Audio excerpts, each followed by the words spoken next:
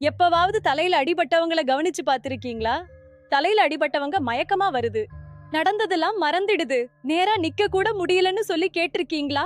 தலையில அடிபட்டா இப்படி எல்லாமா நடக்கும்னு நீங்க ஆச்சரியப்படுற அளவுக்கு விஷயங்களை சொல்ல போறேன். நமக்கு தலையில அடிபட்டா நம்ம மூளைக்குள்ள ஷாக் அடிக்கும். இதுக்கு பேருதான் மூளை அதிர்வு. மூளை அதிர்வு என்பது தலையில் பலமான மோதல் அல்லது அதிர்ச்சியால் மூளையின் செயல்பாட்டில் ஏற்படும் தற்காலிக மாற்றம். இது ரத்த காயம் மாதிரி இல்ல. மூளையின் செல்கள் தற்காலிகமா பாதிக்கப்படுற நிலை. இந்த மூளை அதிர்வு எதனால நடக்குது தெரியுமா? மூளை என்பது இது மண்டையோட்டுக்குள்ள இருக்கிற ஒரு மென்மையான உறுப்பு. தலையில பலமாக அடிபட்டா அது முன்னும் பின்னும் வேகமா அசைந்து மண்டையோட்ட சுவர்கள்ல மோதும். இதனால என்ன நடக்கும்னு பயப்படாதீங்க, பொறுமையா கேளுங்க. அதிர்வு நேரத்துல மூளையில இருக்கிற நரம்பு இழைகள் வேகமா இழுக்கப்படும், திருகப்படும். இதனால தகவல் பரிமாற்றம் தடைப்படும். செல்களுக்குள்ள இருக்க வேண்டிய பொட்டாசியம் வெளியேறும், கால்சியம் சோடியம் உள்ளே நுழையும். இது ஒரு மின்சார புயல் மாதிரி நிலை உருவாக்கும்.